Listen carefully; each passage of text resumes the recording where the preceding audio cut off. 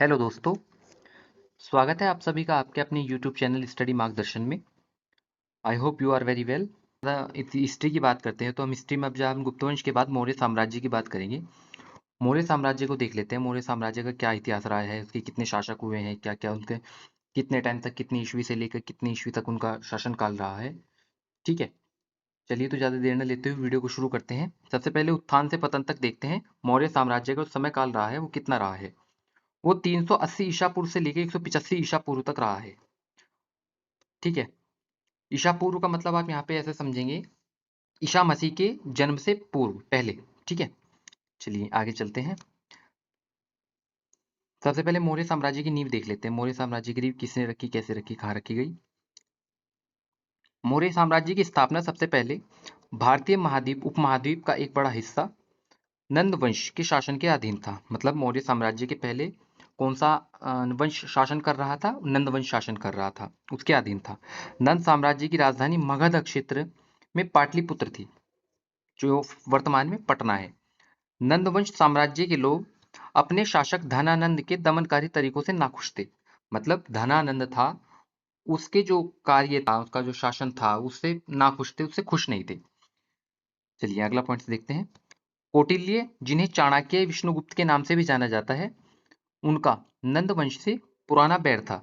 उन्होंने चंद्रगुप्त मौर्य को बचपन से ही मार्गदर्शन दिया था। उन्होंने प्रशासनिक कौशल, शासन कौशल और सैन्य कौशल विकसित करने के लिए प्रशिक्षित किया गया था। ठीक है, तो मतलब एक तरीके से हम जान सकते हैं चंद्रगुप्त मौर्य के गुरु थे, वो कौन थे, वो कौटिल्य थे, चाणक्य। ठीक है, इनके चाणक्य के बारे में हम थोड़ा सा जानेंगे आगे स्लाइड में। चलिए आगे बढ़ते हैं, अगला पॉइंट नोटिस करते हैं। आगे भी मौर्य साम्राज्य की नींव के बारे में बताया गया है। चाणक्य की सलाह पर चंद्रगुप्त मौर्य ने मगध पर आक्रमण करने के लिए सेना और संसाधन जुटाने की तैयारी शुरू कर दी। चंद्रगुप्त मौर्य ने नंद साम्राज्य पर विजय पाने की एक अनोखी रणनीति बनाई। वो क्या रणनीति बनाई? एक ओर तो उसने धनानंद के सैनिकों को अपनी सेना के साथ युद्ध भूमि में व्यस्त रखा। ठीक है, ये बड़ी कूटनीति मानी जाती है चंद्रगुप्त मौर्य जी के बारे में, उनके शासनकाल के बारे में, उनकी राजनीति के बारे में, उनकी युद्ध कला कौशल नीति के बारे में। ठीक है, आप इन्हीं बातों से पता लगा सकते हैं कि चंद्रगुप्त मौर्य कितने महान राजा हुए होंगे। वहीं दूसरी ओर उन्होंने नंद साम्राज्य के भ्रष्ट सेनापतियों के साथ मिलकर गृह युद्ध छेड़ने की साजिश रची। इसका क्या मतलब है? चंद्रगुप्त मौर्य जी ने नंद साम्राज्य, धनानंद जो वंश चल रहा था, वहीं के सैनिकों के साथ मिलकर, जो भ्रष्ट सेनापति थे, उन्हें अपने पक्ष में कर तथा उन्हें लालच देकर, बहला फुसलाकर उन्हें खुद में फूट डलवा दी तथा गृह युद्ध छिड़वा दिया, उसकी साजिश रची। इसी उथल पुथल में नंद साम्राज्य के सिंहासन के उत्तराधिकारी की मृत्यु हो गई। जो नंद वंश का घनानंद के बाद जो उत्तराधिकारी बनना था, मतलब जो राजा बनना था, उसकी मृत्यु हो गई इसी घटना के बीच में। इसी घटना से तत्कालिक राजा धनानंद बहुत दुखी हुए और उन्होंने खुद से अपना पद छोड़ने का निश्चय कर लिया। इससे क्या पता चला कि हाँ भाई, धनानंद अंतिम शासक थे नंद वंश के। चलिए आगे चलते हैं। फिर उन्होंने अपनी शक्तियां चंद्रगुप्त मौर्य को सौंप दी। इसी तरीके से देख लो, चंद्रगुप्त मौर्य ने बिना युद्ध कोई लड़े मौर्य साम्राज्य की नींव रख दी। इस प्रकार नंद राजवंश का शासन समाप्त हो गया और 322 ईसा पूर्व में मौर्य साम्राज्य की स्थापना हुई। इतनी बात क्लियर हुई। यहाँ से हमें क्या पता चलता है कि मौर्य साम्राज्य की नींव किस तरीके से रखी गई, किसने रखी, और न मौर्य साम्राज्य से पहले कौन सा शासक था, उस शासक का अंतिम शासन किसके हाथ में था। इतनी बात क्लियर हुई। चलिए आगे चलते हैं। अब हम मौर्य साम्राज्य का जो विस्तार चरण है उसको देख लेते हैं एक बार, कितने शासक हुए हैं, कौन कौन इंपोर्टेंट है हमारे एग्जाम के पॉइंट ऑफ व्यू से। चलिए, सबसे पहले जो शासक हुए, जो जिनको मौर्य साम्राज्य का संस्थापक माना जाता है, वो चंद्रगुप्त मौर्य जी रहे हैं। उनका जो शासन काल था वो 322 ईसा पूर्व से लेकर 298 ईसा पूर्व तक था, जिन्होंने अपनी राजधानी पाटलिपुत्र बनाई। मौर्य साम्राज्य की टोटली शुरू से लेकर आखिर तक जो राजधानी थी वो पाटलिपुत्र ही थी। चंद्रगुप्त मौर्य जी के बाद बिंदुसार आए हैं। बिंदुसार भी काफी अच्छे शासक हुए हैं मौर्य साम्राज्य में, जिनका जो समय काल था वो 298 ईसा पूर्व से लेकर 272 ईसा पूर्व तक था। उनकी भी राजधानी पटना, पाटलिपुत्र, जो वर्तमान में पटना बिहार में स्थित है। ठीक है, सम्राट अशोक, महान सम्राट अशोक को तो आप सभी जानते ही हैं, कितने महान राजा हुए हैं, कितने महान शासक हुए हैं। उनका जो समय पीरियड था, समय काल था उनका 273 ईस्वी ईसा पूर्व से लेकर 232 ईसा पूर्व तक था। मैंने अभी बताया आपको, राजधानी सभी की शुरू से लेकर आखिर तक पाटलिपुत्र पटना ही रहेगी। फिर सम्राट अशोक के बाद कुणाल आए हैं। कुणाल का जो टाइम पीरियड रहा है वो 232 ईस्वी से लेकर 232 ईसा पूर्व तक रहा। उनका कोई खास योगदान नहीं रहा, लेकिन राजा हैं, और मौर्य वंश के राजा हैं, तो एक सीक्वेंस के अकॉर्डिंग उनको क्रम में रखा गया है, इस लिस्ट में ऐड किया गया है। दशरथ मौर्य का शासनकाल जो है थोड़ा सा इंप्रेसिव है, उसके बारे में आप पढ़ना चाहो तो पढ़ लेना। उनका जो समय पीरियड है 232 ईसा पूर्व से लेकर 224 ईसा पूर्व तक है। दशरथ मौर्य के बाद संप्रति आए, संप्रति का जो टाइम पीरियड है 224 ईस्वी से लेकर 215 ईस्वी तक है। ये शालीशुक है, शालीशुक के बाद दो शालीशुक का जो टाइम पीरियड रहा है वो 215 ईसा पूर्व से लेकर 202 ईसा पूर्व तक। देव वर्मन का है 202 ईस्वी से लेकर 195 ईसा पूर्व तक। शतधनवा का जो पीरियड है वो 195 ईस्वी से लेकर 187 ईसा पूर्व तक रहा है। और जो मौर्य साम्राज्य के अंतिम शासक हुए हैं वृहद्रथ, ठीक है, उनका जो टाइम पीरियड रहा है 287 ईसा पूर्व से लेकर 185 ईसा पूर्व तक रहा है, तथा उनका भी जो राजधानी थी वो सबकी पाटलिपुत्र ही थी। चलिए आगे चलते हैं, अगली स्लाइड पे देखते हैं। अब हम पढ़ते हैं जो संस्थापक हुए हैं मौर्य वंश के, चंद्रगुप्त मौर्य जी के बारे में जान लेते हैं। टाइम पीरियड उनका 322 ईसा पूर्व से लेकर 298 शासनकाल रहा है। नंद वंश को उखाड़कर मौर्य साम्राज्य की स्थापना की, साम्राज्य का विस्तार किया, चाणक्य के मार्गदर्शन में एकीकृत प्रशासन की स्थापना की, बाद में जैन धर्म को अपना लिया और अपनी गद्दी त्याग दी। ठीक है, अब हम जो चंद्रगुप्त जी हैं इनके बारे में जो महत्वपूर्ण तथ्य हुए, इन्होंने अपने जीवन काल में जो जो महत्वपूर्ण काम करे हैं उनके बारे में जान रहे हैं। सबसे पहले क्या हुआ, नंद वंश को उखाड़कर मौर्य साम्राज्य की स्थापना कर दी। इससे क्या पता चला, मौर्य साम्राज्य के संस्थापक कौन थे, चंद्रगुप्त मौर्य जी थे। उन्होंने किसका अंत करके ये शासन लिया था, ये अपना शासन अपना साम्राज्य स्थापित किया था, वो नंद वंश को समाप्त करके उखाड़ करके अपना राज्य स्थापित किया था। चलिए आगे अगला पॉइंट देखते हैं। चंद्रगुप्त मौर्य मौर्य साम्राज्य के संस्थापक थे और उन्होंने भारत को एकजुट करने में महत्वपूर्ण भूमिका निभाई थी। वे लगभग 340 ईसा से 297 ईसा पूर्व तक जीवित रहे और 322 ईसा पूर्व में मौर्य साम्राज्य की स्थापना की। हमने पीछे की स्लाइड में जाना, वही इस स्लाइड में डिफाइन करके बता दिया गया है। चलिए अगला पॉइंट देखते हैं, तीसरा पॉइंट। चंद्रगुप्त मौर्य ने नंद वंश को हराकर मौर्य साम्राज्य की स्थापना की, जो भारतीय उपमहाद्वीप का पहला एकीकृत साम्राज्य था। ठीक है, चंद्रगुप्त मौर्य ने नंद वंश को हराया, मौर्य साम्राज्य की स्थापना करी, जो भारतीय उपमहाद्वीप का पहला एकीकृत साम्राज्य था। एकीकृत का मतलब विस्तार पूर्वक फैला हुआ और उसकी कोई ब्रांच वगैरह ना होकर के एक ही जगह पर स्थित हुआ, लेकिन बड़े हिस्से के रूप में। चलिए अगली स्लाइड देखते हैं। चंद्रगुप्त मौर्य के बारे में ही है। चाणक्य जी ने कौटिल्य के नाम से भी जाना जाता था। उनके शिक्षक और प्रधानमंत्री थे, उनके गुरु शिक्षक प्रधानमंत्री सब कुछ वो ही थे। उन्होंने ही उनको सब चीजों के लिए ट्रेंड किया। उन्होंने चंद्रगुप्त को शासन, अर्थशास्त्र, सैन्य रणनीति में प्रशिक्षित किया। चाणक्य के द्वारा लिखित अर्थशास्त्र आज भी एक महत्वपूर्ण ग्रंथ है। देखिए यहाँ से हमें एक इंपॉर्टेंट क्वेश्चन मिलता है जो एग्जाम में काफी बार पूछा जाता है। अर्थशास्त्र के रचयिता कौन है, उसके लेखक कौन है? उसका आंसर है चाणक्य, जिन्हें कौटिल्य भी कहा जाता है। उन्होंने सेल्यूकस वन निकेटर के साथ मैत्रीपूर्ण संबंध स्थापित किए, जो सिकंदर महान उत्तराधिकारियों में से एक थे। सेल्यूकस निकेटर के साथ महत्वपूर्ण संबंध किसने स्थापित करे? वो चंद्रगुप्त मौर्य जी ने करे। चंद्रगुप्त मौर्य ने सेल्यूकस को 500 हाथी उपहार में दिए और बदले में एक विशाल क्षेत्र मिला। अब आप इस बात से अंदाजा लगाइए कि चंद्रगुप्त मौर्य जी ने सेल्यूकस को 500 हाथी उपहार में दिए, तो कितना बड़ा राज्य रहा होगा, कितने चक्रवर्ती राजा रहे होंगे अपने टाइम में। ठीक है, अगला पॉइंट देखते हैं। चंद्रगुप्त मौर्य ने अपने जीवन के अंतिम वर्षों में जैन धर्म को अपनाया और श्रवण बेलगोला कर्नाटक में उपवास करके अपना शरीर त्याग दिया। ठीक है, ये बात होगी चंद्रगुप्त मौर्य जी के बारे में, जिसमें से हमें 2-3 क्वेश्चन इंपॉर्टेंट मिले हैं। जो अर्थशास्त्र के रचयिता कौन है, उसके अर्थशास्त्र के लेखक कौन है, वो चाणक्य हैं। चंद्रगुप्त मौर्य जी के गुरु कौन थे, वो चाणक्य थे। चंद्रगुप्त मौर्य जी को मौर्य साम्राज्य स्थापित करने के लिए दिशा निर्देशित किसने किया, वो चाणक्य जी ने किया। चंद्रगुप्त मौर्य जी ने अपना शरीर त्यागा, वो किस जगह उतारा, वो श्रवण बेलगोला में त्यागा, कर्नाटक में। ठीक है, चलिए आगे देखते हैं, अगले राज्य के बारे में जानते हैं। बिंदुसार। बिंदुसार के बारे में एक बहुत अच्छी लाइन फेमस है, वो हम आगे स्लाइड में जानेंगे। बिंदुसार का जो टाइम पीरियड रहा है वो 298 ईसा पूर्व से लेकर 272 ईसा पूर्व तक रहा है। चंद्रगुप्त मौर्य जी के बारे में, चंद्रगुप्त मौर्य के बाद बिंदुसार ने मौर्य साम्राज्य की बागडोर संभाली। उनके शासनकाल के दौरान मौर्य साम्राज्य ने और अधिक विस्तार किया और अपनी शक्ति को मजबूत किया। बिंदुसार ने अपने पिता की नीतियों को जारी रखा तथा साम्राज्य की स्थिरता को प्रदान करी। मतलब एक तरीके से हम बोल सकते हैं, जिस नक्शे कदम पर पिता थे उसी नक्शे कदम पर पुत्र चला। जैसे भी चंद्रगुप्त मौर्य जी ने अपने साम्राज्य को स्थापित करने के लिए अपने अच्छे से अच्छे एफर्ट्स डाले, उसी तरीके से बिंदुसार ने भी वही कार्य निरंतर रूप से चालू रखा। बिंदुसार के शासनकाल में मौर्य साम्राज्य का विस्तार दक्षिण भारत तक हुआ। उन्होंने दक्षिण के कई राज्यों को अपने अधीन कर लिया और साम्राज्य की सीमाओं को और अधिक बढ़ाया। ठीक है, उन्होंने साम्राज्य की जो सीमा थी उनका अधिक विस्तार किया, उन्हें अपने वश में करा। उसके शासनकाल में मौर्य साम्राज्य की सीमाएं उत्तर हिमालय से लेकर दक्षिण में कर्नाटक तक फैली हुई थी। कर्नाटक को आप यहाँ से जोड़ सकते हैं। चंद्रगुप्त मौर्य जी ने अपना त्याग कहाँ त्यागा? वो श्रवण बेलगोला में कर्नाटक में त्यागा। वहीं तक ही बिंदुसार ने अपने साम्राज्य की सीमा को बढ़ा लिया। चलिए अगला देखते हैं। बिंदुसार 298 से 272, बिंदुसार के बारे में ही बातें हो रही हैं। बिंदुसार को पिता का पुत्र और पुत्र का पिता कहा जाता है। ये एक बड़ी अच्छी लाइन है, क्योंकि वह प्रसिद्ध व पराक्रमी शासक चंद्रगुप्त मौर्य के पुत्र तथा महान राजा अशोक के पिता थे।